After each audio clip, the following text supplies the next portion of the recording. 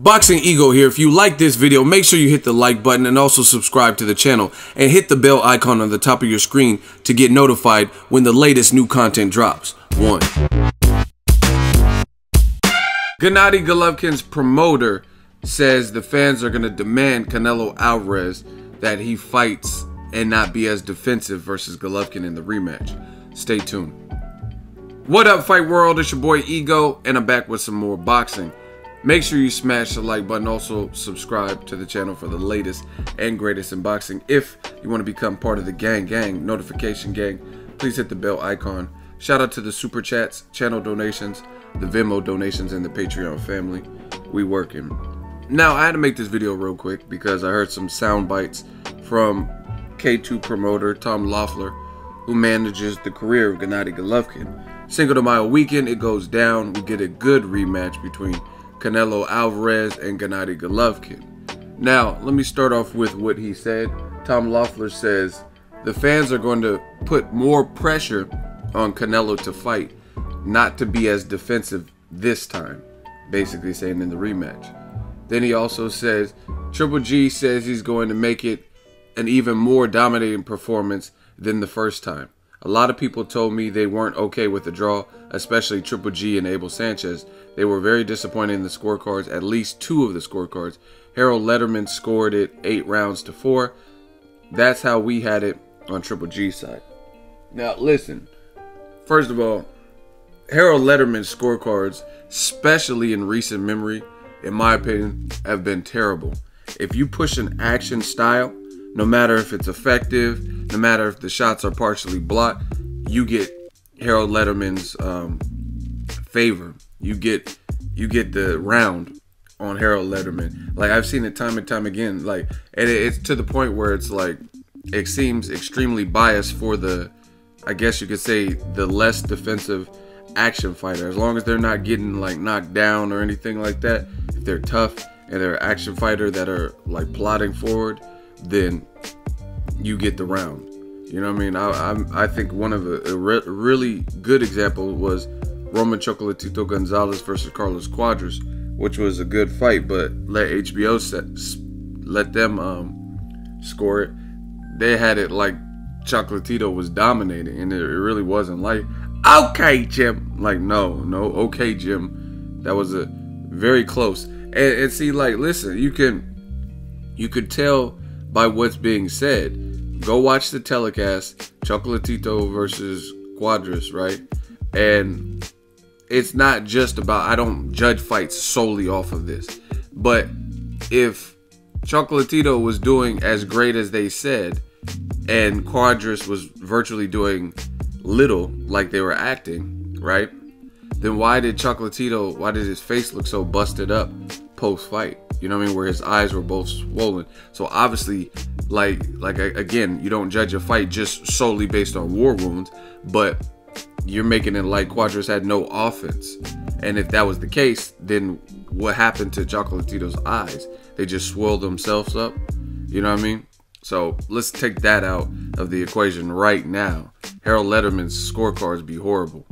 Next, we got to get past this. And you guys should be thankful that I'm on the scene, that I'm on the case, new media, right? And I'm not saying that to gloat. I'm just saying because now, finally, in boxing, there's a little bit of justice. I told you I'm Frank Castle, the Punisher, right?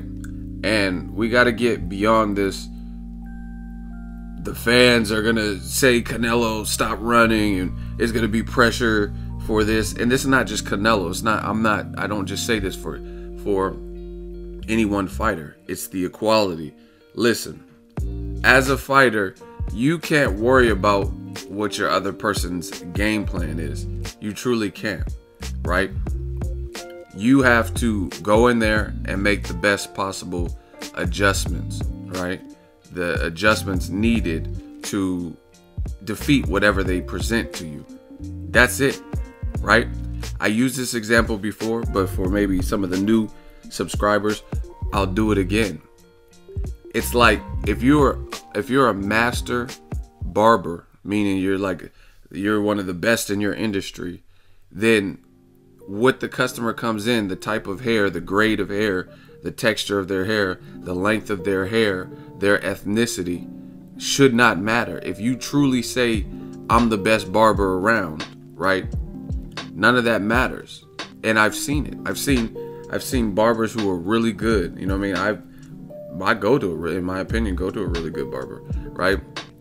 And she's cut different hair from guys who are old and thinning and their hairline's fucked up, and then she'll bring them back to life.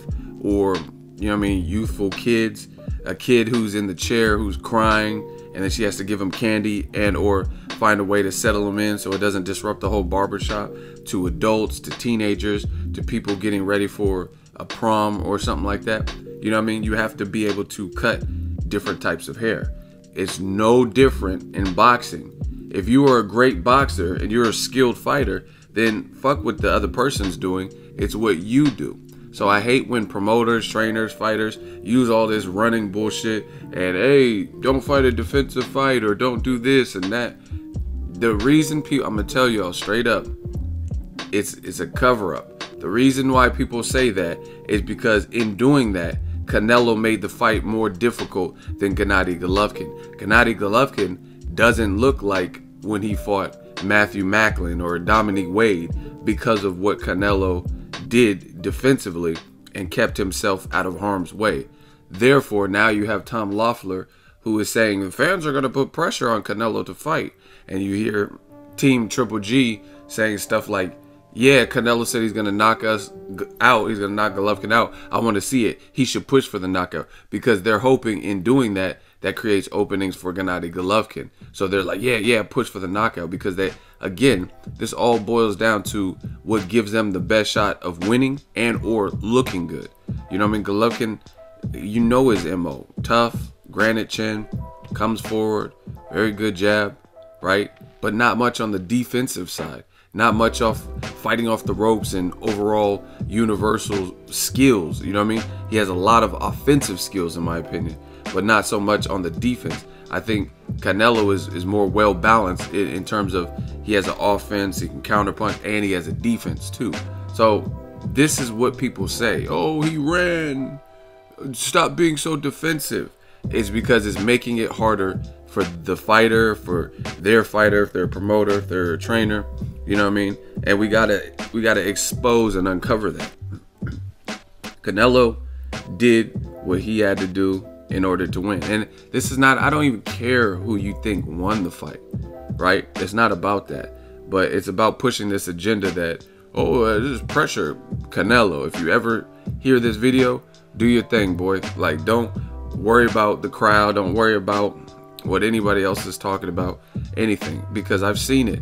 Even look at like Oscar Valdez. He had a hometown fight in Arizona, his very last fight, and he ended up getting knocked down because he was trying to please the crowd. And it was action, yeah, it was action, but he also didn't turn in his best performance because it was back and forth.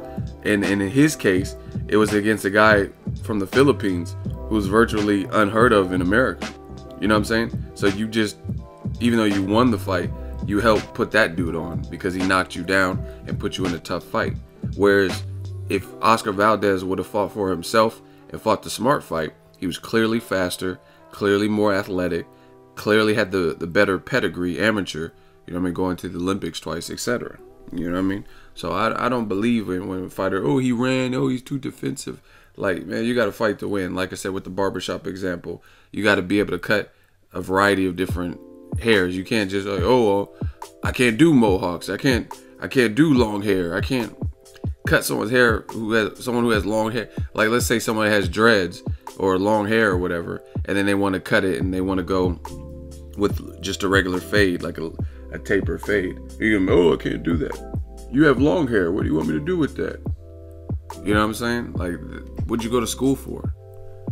Same thing with a boxer. What do you train for? Why are you even training if it's just all about you can't adjust to what the other people are doing? So I just detest when people say stuff like that. Oh, Canelo was too Floyd Mayweather. He did Terrence Crawford. He should have did. No, it's up to Terrence Crawford's opponent, Victor Postal. It's up to Canelo when he fought Floyd Mayweather. You know what I mean? It's up to Triple G to make the adjustments to make connect. See, and this is the thing. This is what the media does. They build you up as like the killer and knockout artist and someone who's impeccable at cutting off the ring. But then when you can't cut off the ring on your opponent, then you just request for them to stand still, sit there and trade. Just fight me. Stop running, you pussy. That's dumb. You know what I mean? Because what I like to do in this world is simply look at the reversal. You know what I mean? Like, there's a great book, 48 Laws of Power. They'll tell you the rule, and it'll be like, always be smarter than your opponent, or it'll say, play the mark to catch so-and-so, right? But then at the end, they also have a section called the reversal, saying everything we just told you about this is how you achieve power. Here's the reversal, aka here's where it wouldn't apply. You know what I mean? Or where you have to be cautious that you don't overdo it, right? So that's what I like to do kind of with these little talking points when it comes to casual fans and statements about running and defense and stuff like that.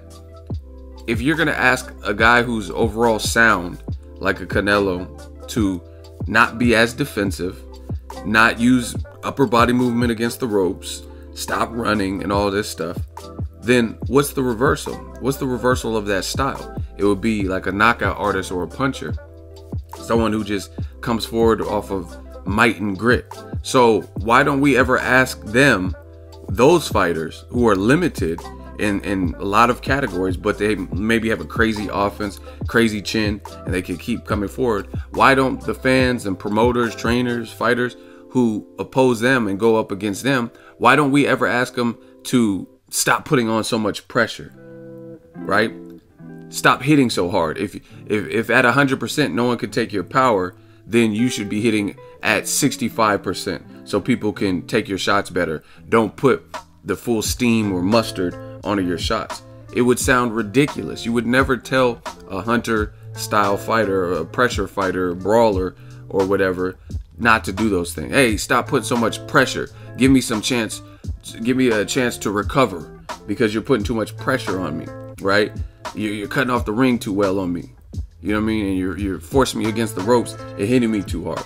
You would never ask that. That's the reversal.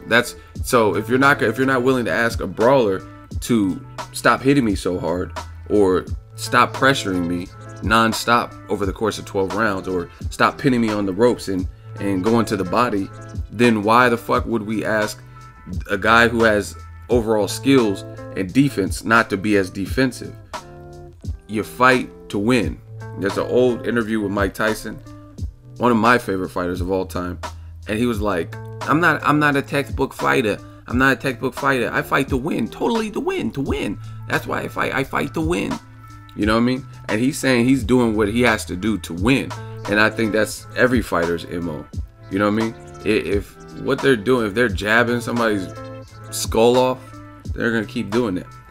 If they go to the body and they hear their opponent cringe, they're going to keep doing that. If their pressure is getting to someone, their power is getting to, then they're going to keep doing that. If defensively they're making it hard in their pot shot encounter, they're going to do that. So that's my little rant. We got to get past all this, oh, he ran and stuff like that. And here's the last thing with Canelo Triple G particularly. Like I said, everything I'm saying is within reason. Like, I've seen fights that were truly boring because there were literally no action, or someone was being so evasive where it was like there was no action and they weren't scoring. So, you know what I mean? That's an extreme example. But guess what? I was at the Canelo versus Golovkin fight live. I covered it. And it was a good fight. There was nobody booing, really, that I remember. I don't remember people booing. I don't remember people saying, oh, I wasted money buying tickets. People were happy. The only thing they were unhappy with was Adelaide Bird's scorecard. You know what I mean? Or maybe the outcome. Maybe you thought Golovkin won or Canelo should have won or whatever. But nobody was really pissed that I seen, that I talked to, from the actual fight itself. So again, to me, that's just a ploy to get Canelo to try to fight Golovkin's style of fight, or a fight style that would benefit him more. Period. Let me know your thoughts. Let me know who you're picking for the rematch. Drop your thoughts in the comment section. Make sure you smash the like button as always. Hate, comment, and subscribe. Till next video is Ego signing off. So if you enjoyed this video and want more content like this on the channel, you can show your appreciation by going to the PayPal donate button or the YouTube support button. And you can donate any amount that you feel is equivalent to the value of this video. Much more to come. Thank you guys for your support. Boxing Ego, the future of boxing.